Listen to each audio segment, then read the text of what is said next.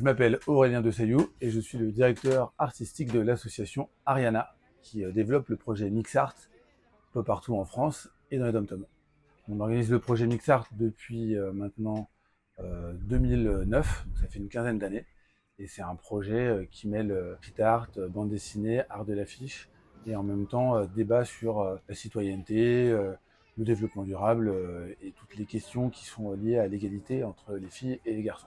La première année où on a travaillé à Saint-Martin, c'est entre 2020 et 2021. L'avantage de MixArt, c'est qu'on vient avec des artistes professionnels, avec aussi un projet qui est ambitieux, c'est-à-dire là il y avait pour ambition de, en un mois, réaliser une quarantaine de fresques sur une thématique collective du vivre ensemble. Et on vient avec un projet qui est ficelé et qui fonctionne un peu partout en France depuis presque 15 ans maintenant.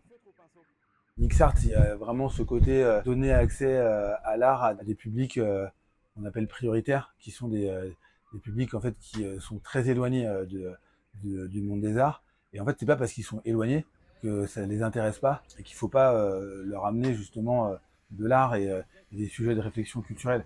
Au contraire, à partir du moment où tu leur montres, tu as des personnalités qui se révèlent et tu as des surprises qui sont incroyables. Le street art a ce pouvoir unique d'ouvrir en chacun un espace de création. C'est un souffle vibrant qui fait palpiter les murs, transformant chaque coin de rue en galerie à ciel ouvert. Un espace de création qui vit à la portée de chacun, qui appelle à la participation de tous, qui incite à l'action.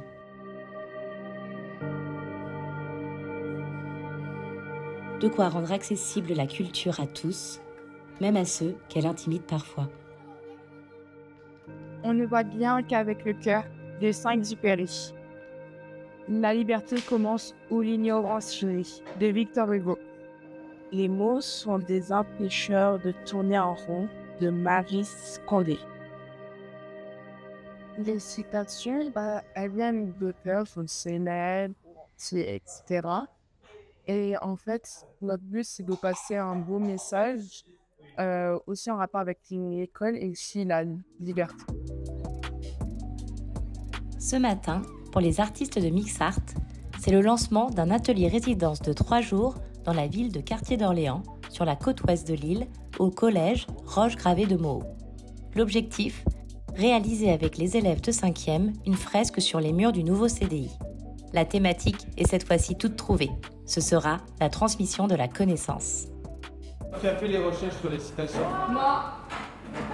Les élèves participent à chaque étape de la création des fresques. Recherche dans les pages des livres ou sur Internet des valeurs qu'ils souhaitent inscrire sur les murs de leur école. Écriture de texte, choix des polices des caractères, découpage et fabrication des pochoirs. Et, le moment tant attendu, l'utilisation des bombes de peinture sur le mur. Au début, on a travaillé avec le rectorat. Ça a été vraiment la porte d'entrée parce que MixArt, c'est vraiment un projet pédagogique qui travaille notamment avec l'éducation nationale. Donc ça a été une première entrée. Et puis ensuite, on a pu rencontrer la collectivité. Au niveau associatif, en tout cas, on a vraiment organisé un projet cohérent et qui va vraiment toucher toutes les strates de l'éducation nationale. Donc, on travaille avec tous les types de classes de l'école, du collège et du lycée.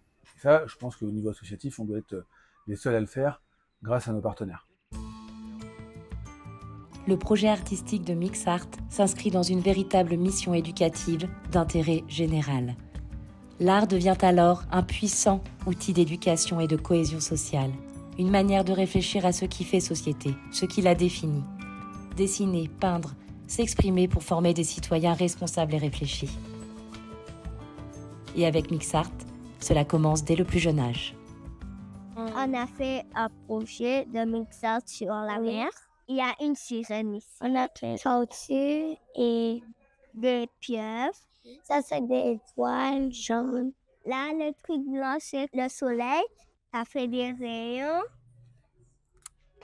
et de l'eau et des poissons. C'est pour ça que la mer, on dit toujours que c'est important. Ce qui est intéressant dans le travail avec les enfants, c'est l'imaginaire que eux ont en fait. Nous, ce qu'on aime vraiment avec MixArt, c'est de travailler avec Des élèves qui ont encore une énorme imagination et qui ont, une fois que tu casses la glace avec eux, n'ont pas de filtre sur des sujets qui sont hyper importants, que nous, adultes, on peut avoir du mal à interpréter, et qui, eux, pour le coup, nous sortent des choses vraiment hors des sentiers battus, quoi. On cherchait des idées, comment on pouvait symboliser en forme artistique l'égalité et la fraternité. Et on a commencé par juste utiliser notre tête et on essaie de mieux communiquer pour que tout le monde se sente bien et bien à l'aise à l'école. Je m'appelle Thibaut, je suis artiste, je viens de Métropole. Je travaille avec Mixart depuis bientôt 3 ans. Même s'ils ne savent pas dessiner, on leur montre que c'est pas grave, qu'ils peuvent quand même fournir une œuvre qui est assez qualitative, même s'ils n'ont pas la gestuelle. Donc quel que soit le niveau en fait, et l'âge des enfants, on a tendance à s'adapter. C'est une bonne manière de mettre un étrier à la culture, à la vision plus globale du monde de l'art. Et quand tu finis une journée et que tu as des enfants qui disent « c'est génial ton job, j'ai envie de faire ce job avec mes copains », ça fait quand même très très plaisir. C'est-à-dire que cet apprentissage, il ne se fait pas seulement parce que nous, on fait des activités avec eux et qu'ils s'amusent. Ça, c'est quelque chose dont j'ai pris conscience plus tard. C'est qu'il se fait aussi parce qu'ils voient 2 artistes en train de collaborer autour d'une œuvre. Et même si, sur la réalisation des fresques, tous les enfants ne font pas tout, ils voient qu'on peut considérer quelque chose, une activité créative avec sérieux et qu'on peut passer du temps, nous, en tant qu'adultes, sur quelque chose. Et ça, je pense que c'est important. C'est peut-être même la chose la plus importante. Alexandre, regarde. La même chose, cette fois-ci, je vais garder ça pour que ça colle bien. La force de Mixart, c'est aussi de créer des ponts entre des mondes éloignés qui ne se seraient peut-être jamais rencontrés. Une richesse d'échanges exceptionnelle. Des artistes qui ne cessent de se réinventer au contact du regard neuf et curieux des jeunes sur le monde. Et des enfants, des adolescents, dont le champ des possibles s'ouvre au contact d'artistes professionnels. Un pari audacieux que Mixart étend au-delà des murs des écoles. En 2021 et 2023, c'est tout un quartier qui s'est vu sans les lire en grand. Donc Seth, c'est un des artistes les plus influents dans le street art français.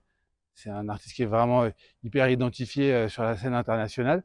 Il est venu l'année dernière réaliser une grande fresque.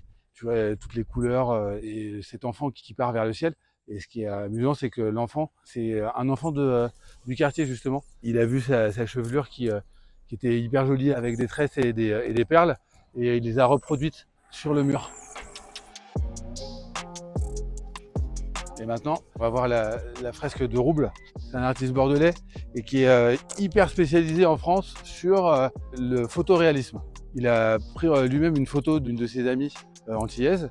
Il y a un petit clin d'œil parce que c'est une femme qui habite en métropole et qui est un peu nostalgique de sa vie aux Antilles parce qu'il pleut et qu'elle a son ciré jaune. Il y a un travail hyper technique de Jean Rouble et c'est vraiment impressionnant, honnêtement. Et maintenant, on peut aller voir la dernière. Tu vas voir, c'est celle d'Espa. Voilà, donc 2021, première fresque d'Espa et de Mixart à Saint-Martin et à Quartier d'Orléans. Bon, bah, on reconnaît bien le pélican, l'oiseau symbolique de l'île de Saint-Martin. Puis voilà, les couleurs chaudes du soleil, le bleu de la Caraïbe et des Antilles. Et c'est une fresque qui est réussie et assez emblématique de l'île aussi. Tout le monde en parle de celle-là.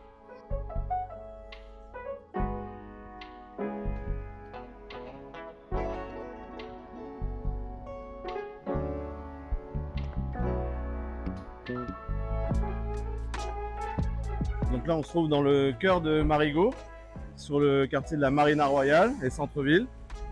Donc voilà, bienvenue à la maison.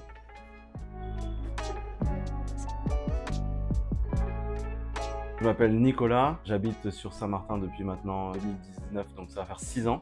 Je signe sous le nom de Espa, E-S-P-A. Espa n'est pas le seul artiste que Saint-Martin inspire. Ici, le street art est devenu une composante majeure de la culture locale.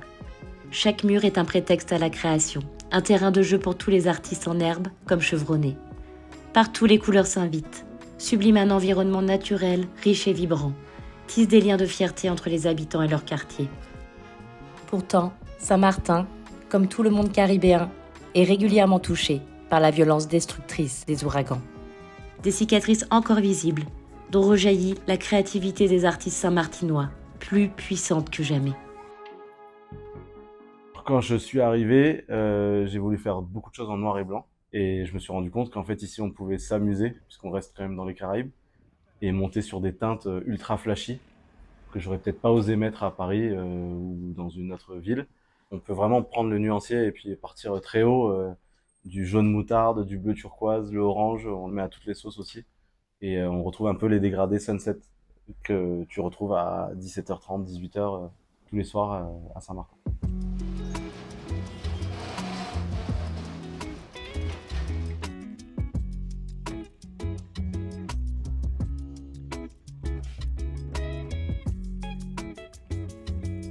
Le projet Mixart et la création, ça va apporter plein de compétences psychosociales aux enfants, l'entraide, le travail en équipe.